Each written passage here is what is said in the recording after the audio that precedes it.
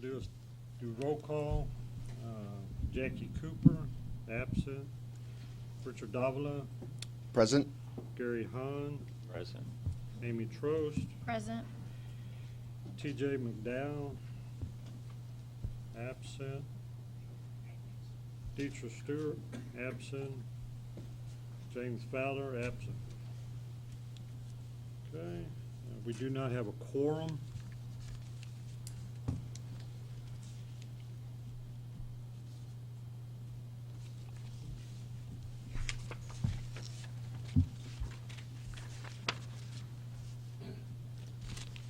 Okay, so since we don't have a quorum, we cannot approve the minutes from February 7th. Is that correct? Did I say that correct? Okay. We move to item D, public comment. Any public comment? Okay. And we'll go to item E, staff report, starting with licensing division. Good morning, advisory board members. Leonard Rivas with the licensing division. In your packet, you have the licensing statistics for the third quarter. The total population for hearing instrument fitters and dispensers for the third quarter is 678. For apprentice, 50. For temporary turning permits, 131. The numbers are staying about the same for the most part. Do you have any questions about the report? No I do have 2 additional updates. The new surety bond form has been updated and is posted on our website, so individuals can use the form or continue to submit the surety bond as long as it has the required information on it. We have sent a couple of requests for information to individuals. Some of the surety bonds still have State Committee of Fitting and Dispensing of Hearing Instruments or just State of Texas. And so we do send RFIs to those individuals to have the surety bond corrected.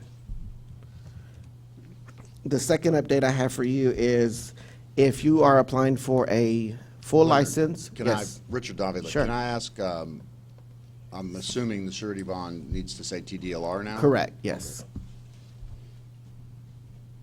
The second update I have for you is if an individual is applying for a full license or upgrading to a full license online, they can now attach their documents to that application. And that reduces the number of RFIs that we send out to those individuals. And that's all I have unless you have additional questions. Any other No. questions? Thank you. All right, thank you. Okay, we'll go to item 2 under E, customer service division.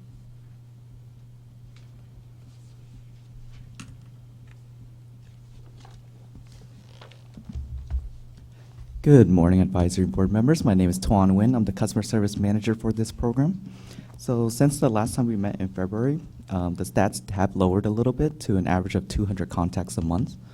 And a lot of our customers are still calling in about how to apply, what documents do they need, and of course, the follow-up calls when they're asking about the status of their license application. And then when that happens, our team just tracks it and works with our licensing team to make sure everything is good to go, and then we call the customers and give them a follow-up update.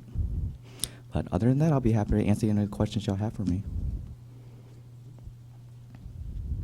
Thank you very much. Mhm. Okay, we'll move to item E3, enforcement division. Good morning, Commissioners. My name is Karen Cox. I'm a senior prosecutor in the enforcement section. Or enforcement division, I'm sorry. Our report is case highlights. On March 22nd, a commission order was entered against a respondent, resulting in the revocation of his hearing aid fitter and dispenser license. It was based on his conviction for theft over $100,000 by a government contractor. We've opened 13 cases in this program and resolved 18 with 2 final orders for no penalties through April in fiscal year 2019, which began September 1 of 2018. May I answer any questions? Questions? Thank you very much. Thank you. Okay, we'll move to Education and Examination Division.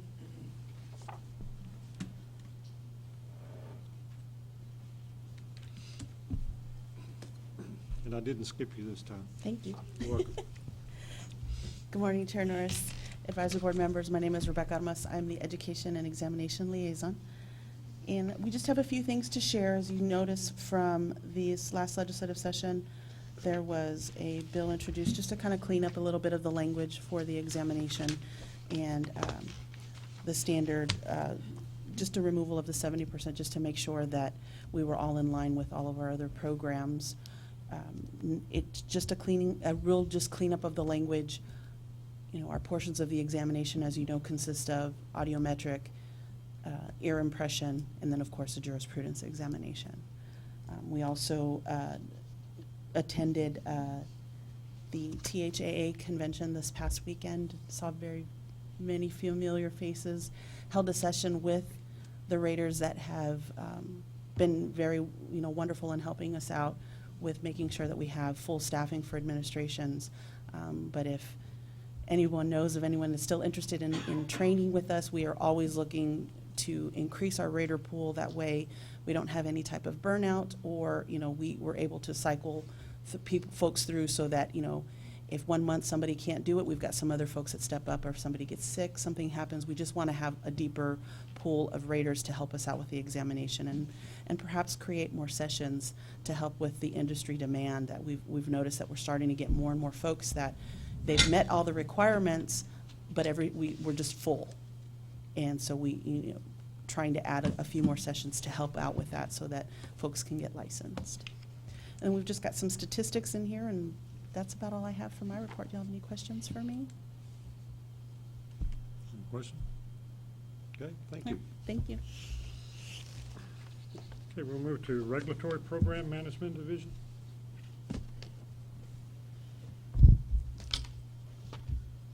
Good morning, Advisory Board members. My name is Steve Eaker. I'm here for Katie Bryce. She's not available today, so I'll be giving the RPM program update.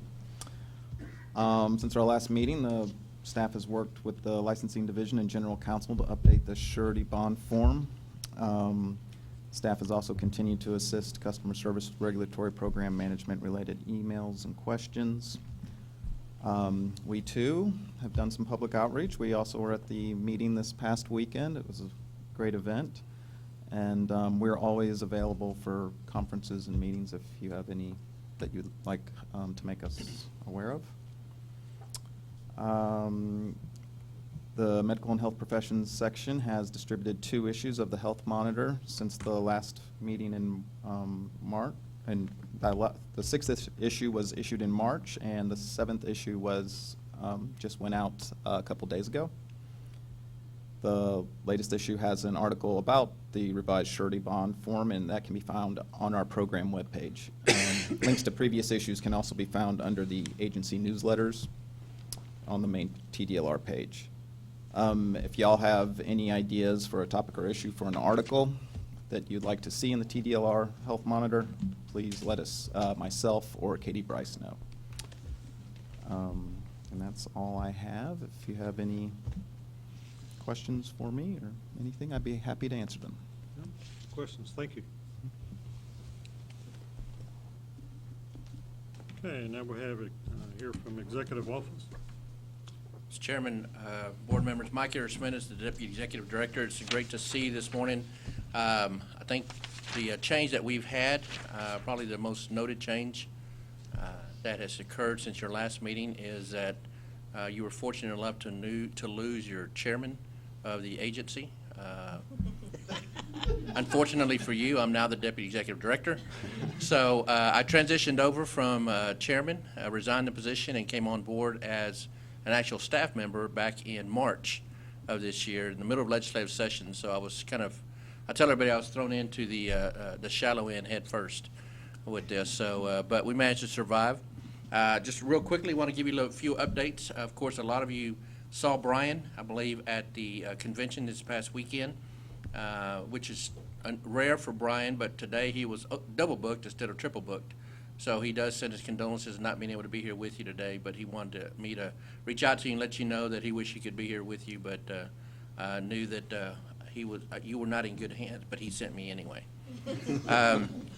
Couple of real quick stats on your website since December. The Hearing Instrument Fitters and Dispensers website has had over 19,000 page views. So we've had a lot of people going out and looking at that portion of the website. Primarily what they're looking for, the top reasons they visited the website was 1,760 inquiries were on the exam information. 1,723 were for the forms. There was 1,166 views for the administrative rules. 974 were inquiring about the law of the hearing instrument. And then the 915 inquired on just frequently asked questions about the program and what is going on within the industry. So a couple of things, as you know, we came out of legislative session. We had a lot of changes. As was mentioned earlier, there was, of course, the bill 2699 by Goldman and sponsored also by Zaffarini in the Senate, which is essentially the cleanup language on the 70% passing, but we did have a couple of others that affected your industry, primarily on some confidentiality that we now, I believe, are helping to provide along the board for our health industry and health-related programs. A couple of things I do want to mention. We had a great session as far as budget's concerned. We received the appropriation that we requested, but also received 12 full-time FTE positions for human trafficking. It's a big push by the big three in the legislature in order to ensure that we are focusing on human trafficking. TDLR is in the middle of that with our massage therapy, cosmetology programs that we have. So we did receive 12 new programs for that. Our IT department also received 5 new positions in the IT department, and we received some funding to create a new licensing system. I'm not sure if you're aware, but currently we have, I believe it's at nine different programs, and I'm talking about software programs that we have to keep track of all of our licensing. What we're looking at doing is kind of rolling that all up into one and having one licensing system for the agency. And so we received funding for that, and we'll begin that process of getting that going. Other thing we received the motorcycle ATV education. So that fits nicely with our driver's ed, and we'll be kind of transitioning that in by September 1 of next year. The big piece that we did receive are also motor fuels, the gas pumps. TDLR will begin the process of transitioning that over also into the agency, and we'll now begin to start regulating the gas pumps, which by our count, there's about 400,000 pumps in the state of Texas. And then one thing I'll tell you is that a gas pump is there, then on each side there are metering devices. And so when you go to a gas pump and you see the 3 different types of unleaded gasoline you can get, and then there's the diesel, and there's on 2 sides of that pump. So that's 8 metering devices in one pump. So we'll begin regulating all of that. So it's a big piece, a big slice that we're looking at. So that's kind of where we're at on executive. And if you have any questions, I'll be more than happy to answer those questions for you. Thank you, Chairman. Okay, moving to item F, since we don't have a quorum, do we want to discuss it or wait for the next meeting? Mr. Chair, this is Wendy Pell, Assistant General Counsel. It'd be up to you if you wanted to discuss the rules and the public comments, but you wouldn't be able to take any action or make any recommendations at this meeting, so. Okay, you want to discuss it or bypass it? Yeah, we'll go ahead and skip them until next. Roll to the until we next have a meeting. quorum. Okay, thank you. Okay, item G, recommendations for agenda items for next board meeting.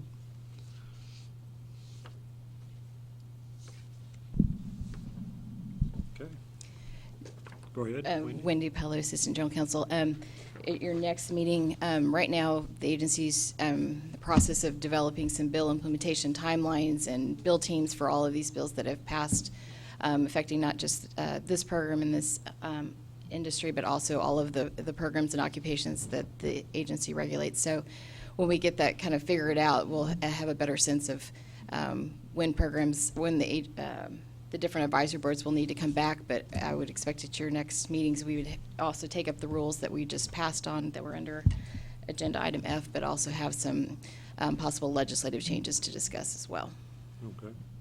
So that'll move us to item H. No need to discuss future dates until y'all get that information? Okay.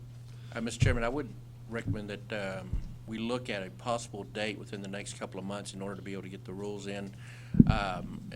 Since we didn't discuss the rules, but just kind of so you'll know, the rules, I believe that this board approved the rules to go to publication, and we didn't receive any comments on them. We received 2 comments. Received 2 comments. But we would want to probably try to bring that back to you so that we can make a recommendation to the commission on behalf of the Hearing the Instrument meeting. Fitters Board. It's based on the way that the statute is written, we seek approval from the various advisory boards before it goes to the commission. Right. If this board is not able to meet prior to that, the rules can still be taken up to the commission for approval, but we would seek the advisory board to be able to look at them prior to the going to commission. So Understood. currently, we have a commission meeting set for July 15th. Right. And at this point in time, another one's scheduled for August the 6th. We're not quite sure about that one, but we should have another board meeting, a commission meeting prior to October, which I believe is a 6-month period for the rules that are before you. Okay. Right, we have a 6-month period from the time we publish the rules till when they have to be adopted, or they're automatically withdrawn and we just have to start over. So we have until, for the commission to adopt those rules by October 28th. So we have a little bit of time, but we'd want to get the advisory board back in between then, so then we could take those rules to the commission with your recommendations. Okay. Do we want to discuss dates today? You want to look at your I calendar? believe probably what we need to do is to nail down a commission meeting Okay. and then have this advisory board come in prior to the commission meeting. Okay. All right. Sounds good. Anything else? Meeting's adjourned.